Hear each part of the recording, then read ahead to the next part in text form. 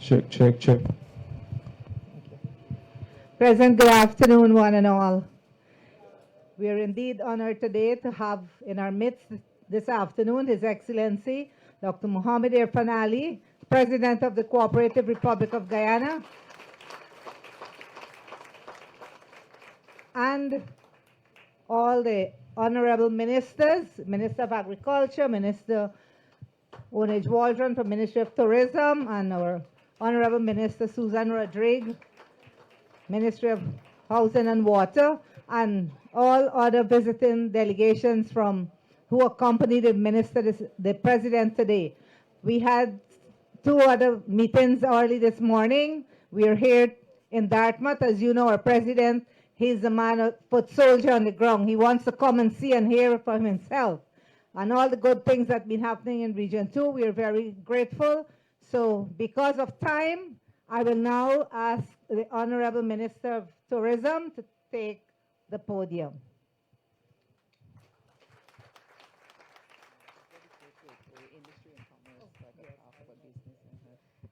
Good morning, good afternoon, residents of Dartmouth.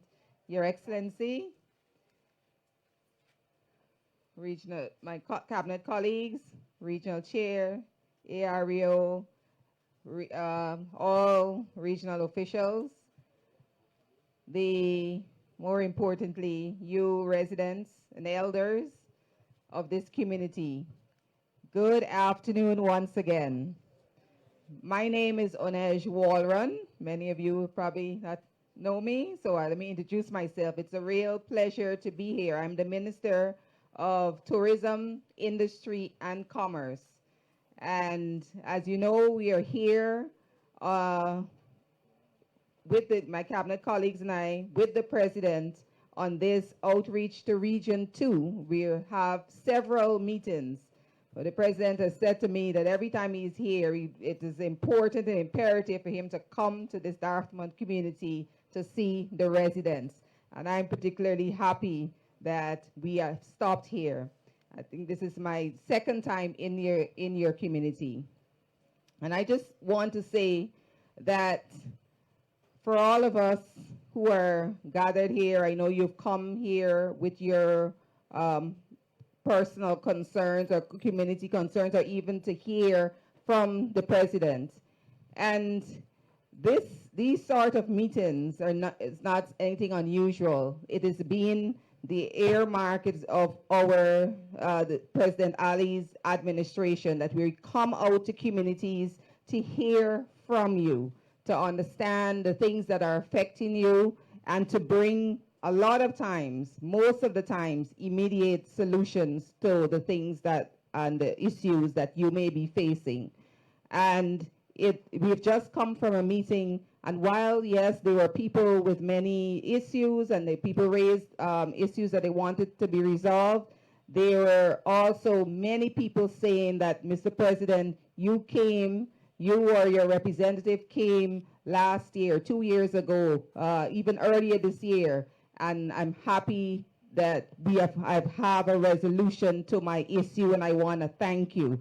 And I know that even amongst us, that there are many of those testimonials as well. And I want to remind us, and I'm not going to be speaking too long, but that your government, your president, is a man who really puts the effort where his mouth is. He says, and we have been coming to you from 2020 and beyond, under the philosophy of one Guyana, that we are one, that there is a oneness, that we want to build out development strategy is for the benefit of every single Guyanese. One people, we all benefit. And so you see this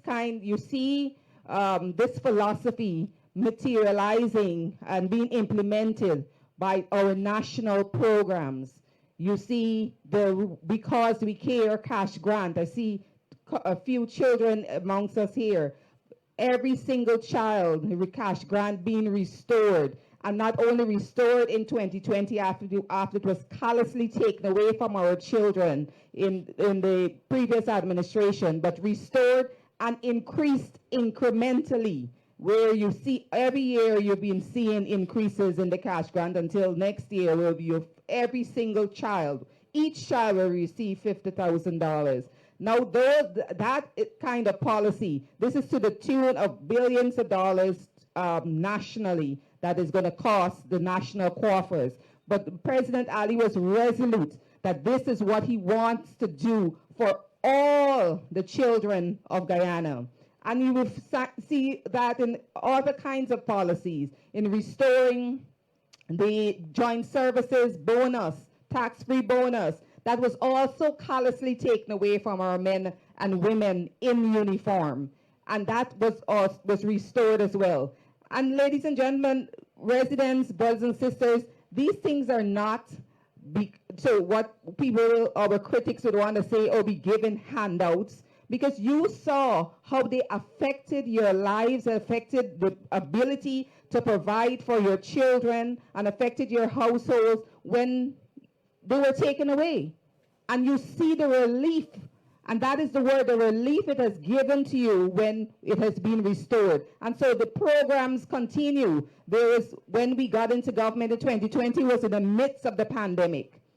And households were affected, businesses were decimated because of the pandemic, and grants, the COVID grants were given in addition to all the other grants, and the flood relief grants, farmer relief grants, COVID grants were also given to each household. Now I'm reminding us, because I want us to see that these programs and policies are not ad hoc. It's because it is coming from a heart of a president who cares about the citizens, who cares about each and every one of us, and cares about how we are building out, and how that the prosperity that we talk about nationally touches every single home. And so when we come out here, it's to hear how we can further touch you, touch your home, make a difference. And every single policy of the government, is coming out of the heart of a president who cares. And my responsibility is for tourism, industry, and commerce. And so I will just speak about that alone. And I could speak for a whole hour about how the policies of that ministry or ministry is being implemented to affect your lives. I will talk about tourism. This region, Region 2, has been earmarked as one of our beacons of tourism. So we have started a tourism circuit. And what does tourism do? It brings visitors to your communities. People come here, we build out different experiences so they can stay longer and so that they keep spending more money. And so the taxi drivers benefit, the hotel owners benefit, the bar owners benefit. When people are coming and you're already seeing the influx of visitors to your community. Nationally, we have seen a tremendous surge in visitor arrival, record-breaking arrivals. And it does not happen by accident. It is by a clear strategy and vision of the government to make sure that Guyana is a powerhouse for tourism and it's a stellar ecotourism destination. And Region 2 is being made part and parcel of that plan. And so you see all of the activity here with tourism in Lake Kipui.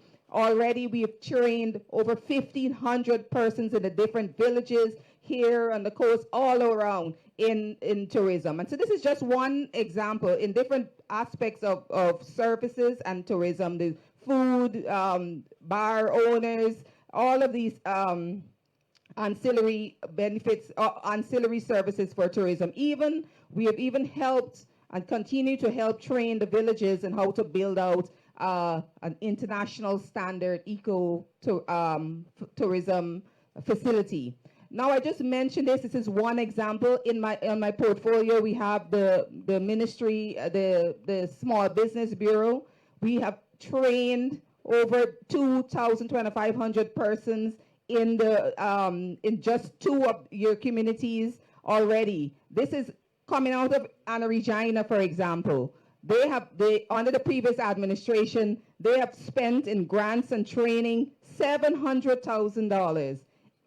In our administration, under President Ali's administration, for small business alone, we have spent over $30 million in giving out grants and training in our small businesses. So you can already see the kind of investment that we have made in your businesses, in your families, and all of our programs are geared to benefit each and every one of us.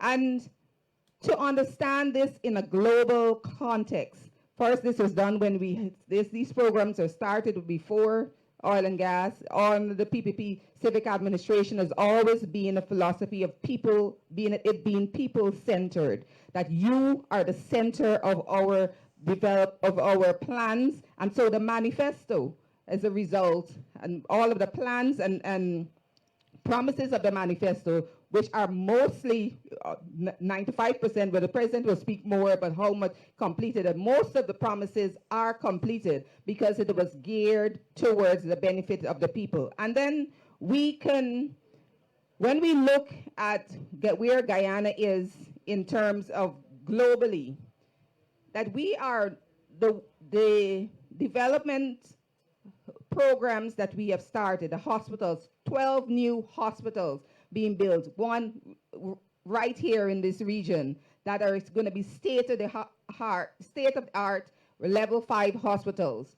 And I was recently part of a forum that spoke about a world forum where countries, 153 countries from all over the world, had to come and account to basically say what it is that they've been doing to benefit their citizens.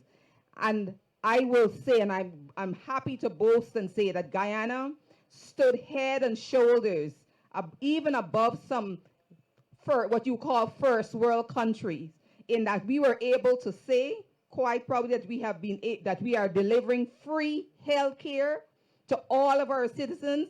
Each one of you has access to free health care, and you shouldn't take that for granted. Universal health care is not even accessible to people in the United States. That you have access to free education and now free university education. These things are significant government programs and national programs that are to benefit each and every one of you. It doesn't say free education if you come from one part of the country or not, or if you look like another person. It's free education for every single Guyanese. Once you're Guyanese, you're eligible for free education, regardless of who you are. And this is what we talk about, equity. This is what we talk about, oneness. And this is we talk about a government who cares for each and every one of us. Before I came to, and I joined government, you know, there was always a temptation to hear the whispers and to listen to all of the whispers and the naysayers. But we really have got to be honest with ourselves. When we look, and I've had the opportunity of going and comparing our government programs with the other government, with the programs in other countries, and realize free health care, free education, child care, school children cash grants being given to our school children, and the fact that we are advancing in food security and all of the other things to help agriculture, all the things to help to benefit all of our citizens. For me, it has shown that Guyana is indeed and continues to be, and you'll see it being said that President Ali is a leader in the region. A lot of leaders look to him for direction, and it is not by accident. It is because these policies and programs, first of all, they're brave, because not sometimes it is always, oh, we don't have the fiscal space to do these things. But once there is the will, that is why your cash grant, the children cash grant, was taken away. The previous administration said, well, there's no fiscal space for that. And that was it 5,000, 10,000? How much was it? 10,000. Now you're going to be receiving $50,000. And this bounty that they're talking about, oil and gas, is not here yet. But it's the will of the president and this administration to make sure that you all can benefit and that we all benefit from the programs of the government. So I urge you, my brothers and sisters, really and truly, that there's so many opportunities, there's so much available for you, for us all to take advantage of. Training for the nurses. Nurses are being trained and given a stipend. Where in the world does that even happen? So your young people, your children coming out of school, just finished CXC, they have an avenue. If they want to get into healthcare, they want to get, they want to be employed, go into the workforce. They can become nurses, and then they can work right here in the community. They don't have to go to Georgetown, because all over the country we have health centers and hospitals being built. And so there's employment for hundreds and hundreds of our young people. And that's just one sector. I don't want to keep going on and on, but I just want us to understand that our program of development is a national one for each and every one of us, because I'm included in this too. You are included. And so don't exclude yourselves. Don't let lies exclude you and make you shut your ears out from the opportunities that are available to you. The opportunities are available. We're rolling out the 100,000 cash grant. I have never seen so much talk and blabber about something, a program that is so positive.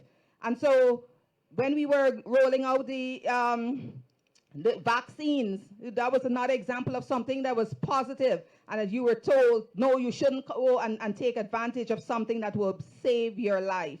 And so, likewise, when you hear about our programs, you hear about the programs of the government, let us know, just know that it is geared with you in mind, with your children, with your grandchildren. Our vision for this country, the President Ali's visions for this country, and we by extension as his ministers, is that your children will live better lives than you have lived.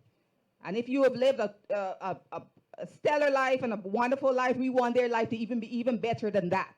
And that is possible under this PPP Civic administration. Just stay plugged in. Thank you very much for coming out, and I wish you a wonderful day. Thank you, Honorable Minister of Tourism, Industry and Commerce. Now we will have the Honorable Minister of Agriculture, Minister Zulfikar Mustafa. Thank you very much, Madam Chair. His Excellency President of the Cooperative Republic of Guyana, Cabinet colleague, officers from the various ministries, and you, the residents of Dartmouth. Good afternoon. And I know I will not speak too long because I know you are waiting patiently to listen to your president. But I want to say here this afternoon that I'm happy that I'm here again, once again, with His Excellency the President. Almost a year ago, or just over a year ago, I accompanied him here when we had the heavy rainfall, and he made certain commitment. And at that meeting, I saw some people who took it very seriously, and some were saying they will wait and see. I'm happy to say that the commitment that the President had made almost a year ago, all those commitments were fulfilled by his government. And that is testimony to the President's character. And you know, my colleague Oni just spoke about what some of the naysayers are saying. You do something, they criticize it. You do nothing, they criticize it.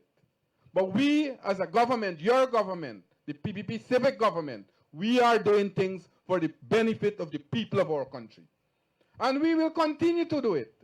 And that is why in every single region of our country, in every NDC areas across the country, or local authority areas, you see massive development taking place. We are seeing a total transformation of our country today. In every single sector, be it education, health, housing, tourism, you name it. And in the agriculture sector, I can go and tell you a number of things, what we have done for the people in this country. Today, we have seen a renewed interest in agriculture. We are seeing a revolution in food security and food production in our country. So this afternoon, I am happy that I have accompanied once again His Excellency here. Today, we have seen, not only in Guyana, but across the region, we have seen a new interest in food production. There was a time between 2015 to 2020 when Guyana had lost its place in CARICOM in relation and leading this sector. From 2020 or 2021, the first heads of government meeting of CARICOM, when our president attended that meeting in Belize, he rescued that position once again. And since he has taken over lead head on agriculture and food security, the entire CARICOM, the entire region, now they are showing their interest in food production. Places that build their economy and tourism, they are now going into agriculture, going into food production. So we have to be very much appreciated of the work that our president is doing. He has been leading our country in every single sector, so much so that many, many international organizations are recognizing the leadership, his leadership role, and they are awarded him. ICA that make up of 32 countries in Latin America and the Caribbean, awarded our president earlier this year for his role in food security and agriculture. Only last week he went in Miami and he was awarded by the Wilson Award there. He collected an award. And a number of other areas he's been recognized. That show his leadership role. And that show his commitment to food security, to agriculture, but most of all his commitment to our country. And when the naysayers comes around and tell you about this, that the president only coming and making promises and commitment, tell them that when the president comes, he promised and he delivered. He delivered.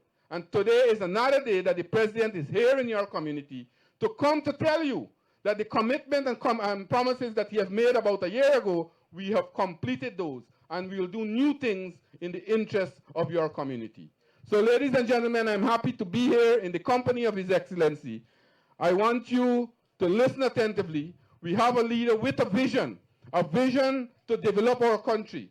That is why we are seeing the transformation taking place in all the sectors, in every single sector. You heard my colleague Onich talk about health, education, public works infrastructure, housing, water, agriculture, in every single sector. And we have more. This is only the beginning of things that we are doing.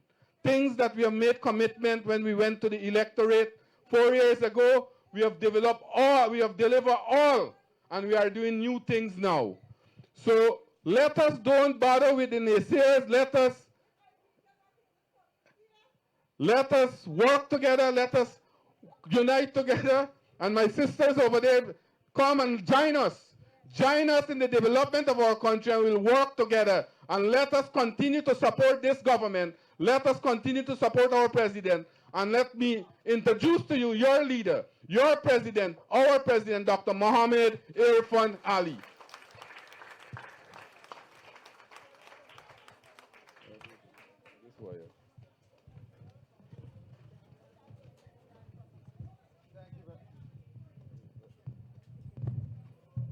Thank you very much. Please have your seats. Thank you. Let me say how very pleased I am to be here once again in your community to discuss with you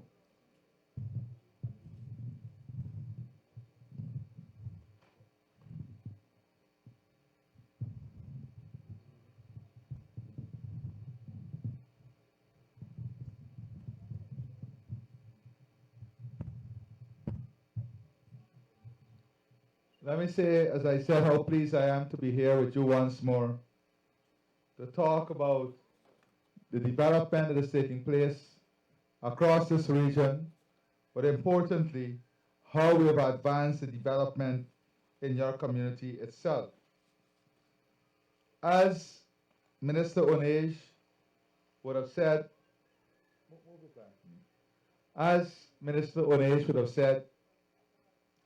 and Minister Zulfi, over the last 4 years, we have been investing in every single community so that we can build stronger communities, more prosperous communities, and create opportunities for residents of every community. In this community here, when I came a few years ago, as the ministers would have said, there were many persons who asked whether it's a one-off visit. There were many persons who said, we look forward to seeing you again.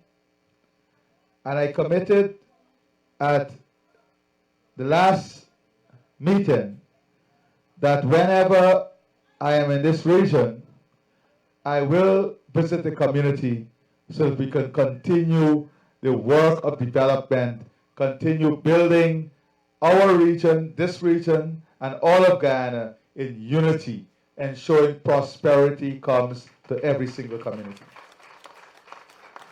And if there is anyone who would doubt that we have fulfilled all our commitments we have made to this community and every single community in this region, that we have fulfilled all the commitments we have made in the manifesto, and we have exceeded those commitments. If there is anyone who would doubt that, then I would say that person is being unfair to their own conscience and their own being. Because the facts can speak for themselves, and the reality can speak for itself. The reality is, in this region, for example, in the last 4 years, we have given back your children $1.7 billion that was taken away from them. The Because We Care grant was a grant the People's Progressive Party civic government gave to children, even without oil and gas. It is a grant that we invested in our children's education, even without oil and gas. And with oil, the APNU AFC government with oil took away that grant from our children. Today we have restored that grant, and as a result of restoring that grant, your children in this region would have benefited from over $1.7 billion of investment in their pockets.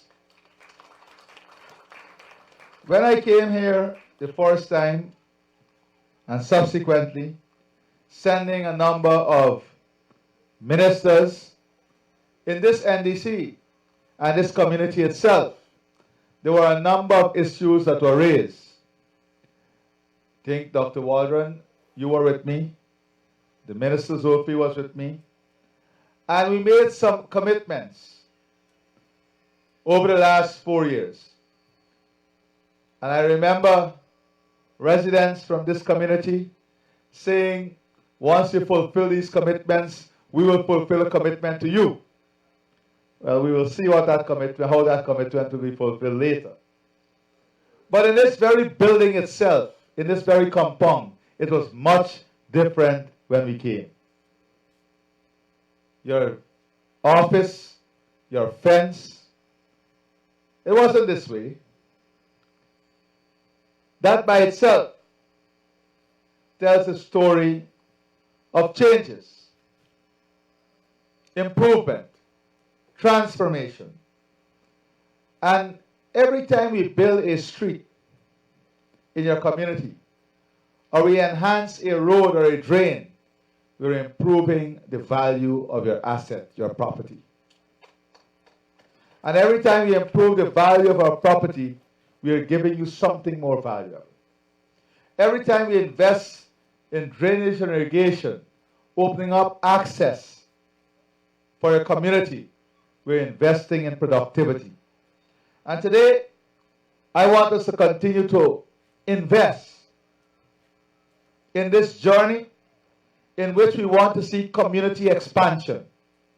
We want to see continued services expansion within your community. We want to see greater connectivity within and between communities themselves so that we can have shared infrastructure, shared investment. These are important. We want to see how the wealth within the community is growing. We want to improve the conditions through which community wealth can be enhanced. We want to increase productivity, open up more lands, invest in the lands here so you can be productive, so that we can see productive expansion, greater use of the agricultural land. Expanded productivity is an important part of what we're investing in. We want to see expanded production, and we want to see the building of capacity within your community itself. That is why the nursing school that we're building here, we want to see your children in that nursing school that we're building right here in Essequibo so that they can become nurses and medical technicians and pharmacists working right here in the region. And we're going to pay them while they're in school. And they're guaranteed employment right here in the region when they're completed. Those are the investments that will enhance our human capital, that will increase productivity, that will enhance wealth creation. Those are the investments that will create a higher level and standard of living.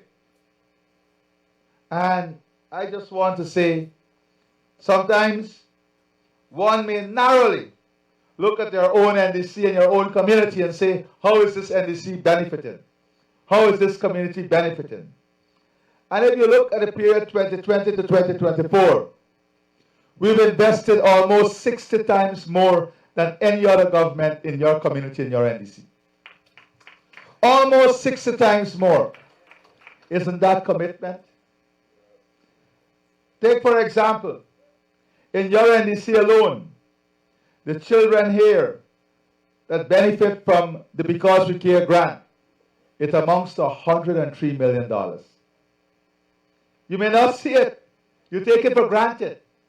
When you look collectively at the Because We Care grant and the money it brings within your community itself, it's $103 million. That is $103 million that was taken away under the APNU AFC government.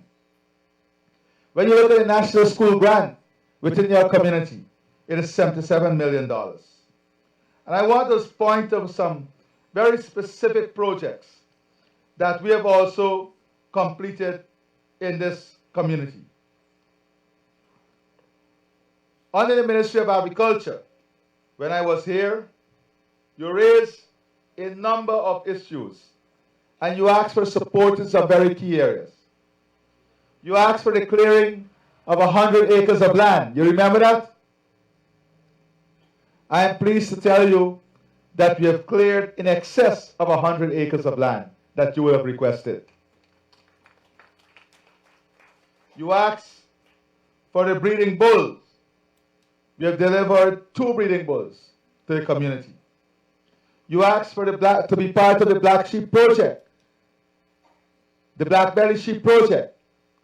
We have delivered Black Belly Sheep to these communities and have you as part of the Black Belly Sheep program. You have asked to be part of the swine program, the swine development program.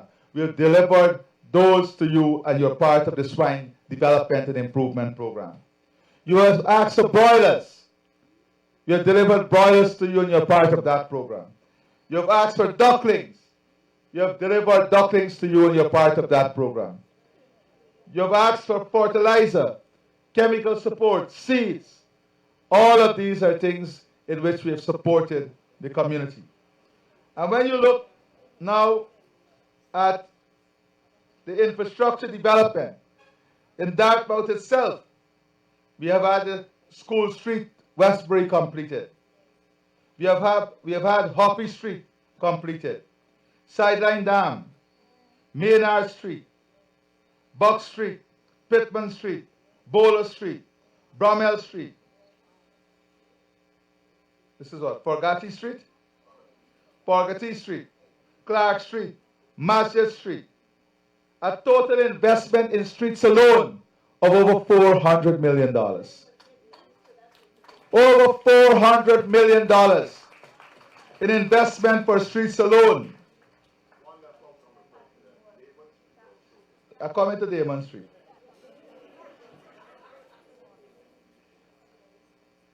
In Dartmouth alone, we have given out 9 small business grants and 13 people were trained.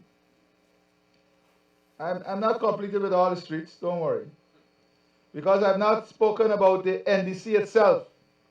Of course, we have Damon Street, Better Success Back Street. Within the NDC, we had Monita Street, Evergreen, Rupchan Street, Imran Street, Harry Narayan Street, Jib Housing Scheme, 4th Street Jib, 2nd Street Jib, 3rd Street Jib. These are all streets we have completed within your NDC.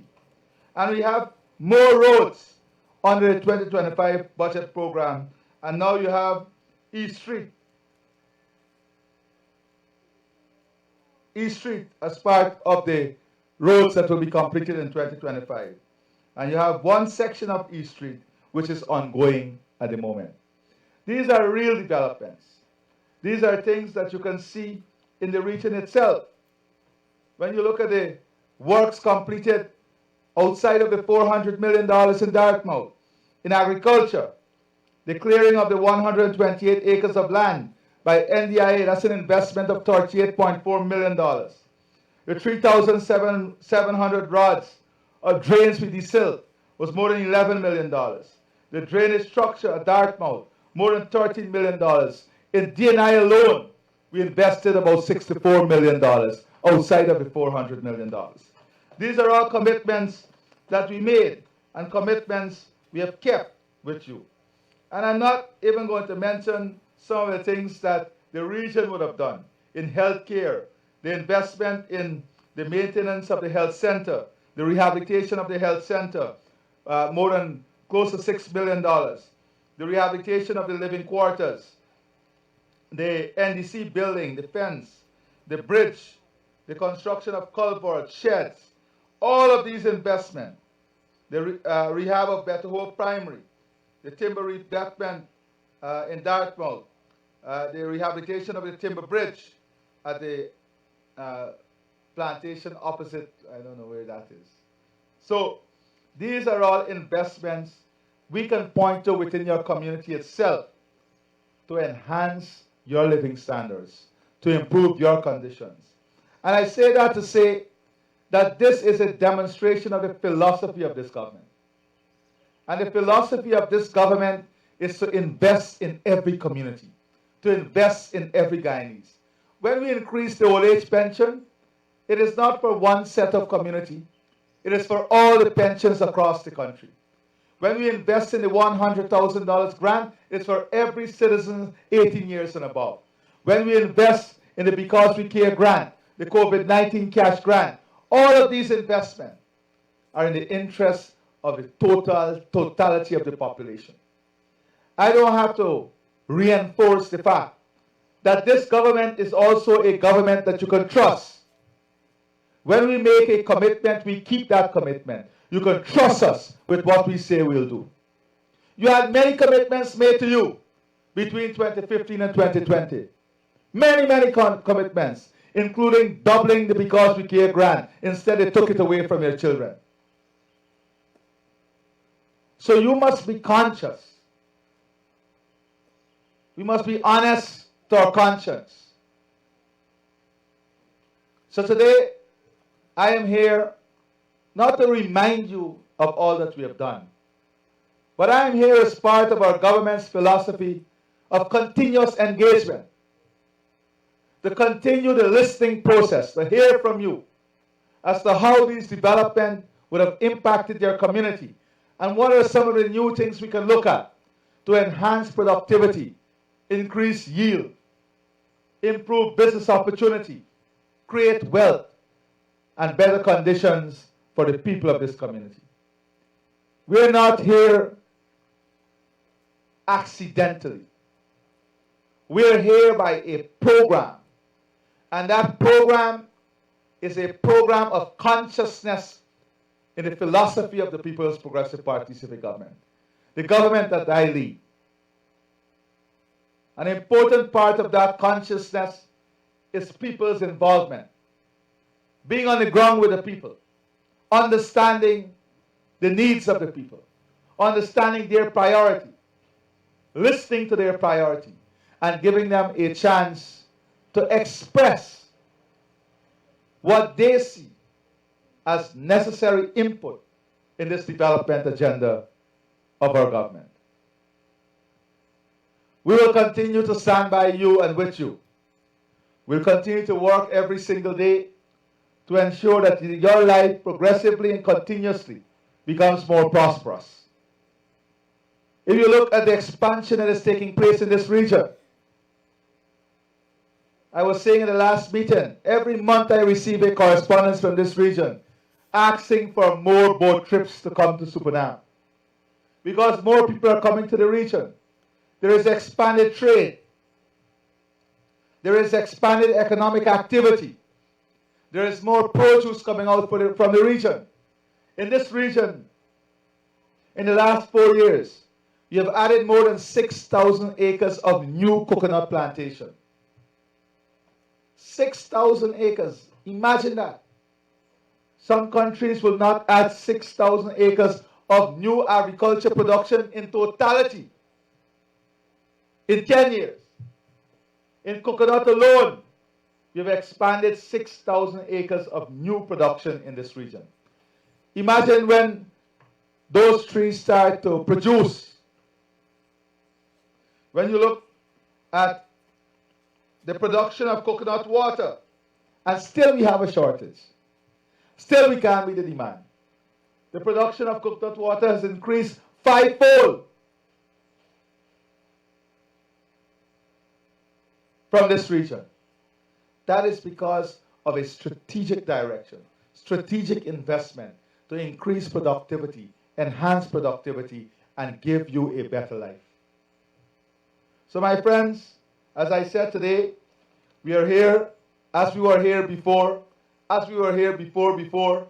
We are here to continue this process of building relationship, expanding network, and creating a better future for every Guyanese.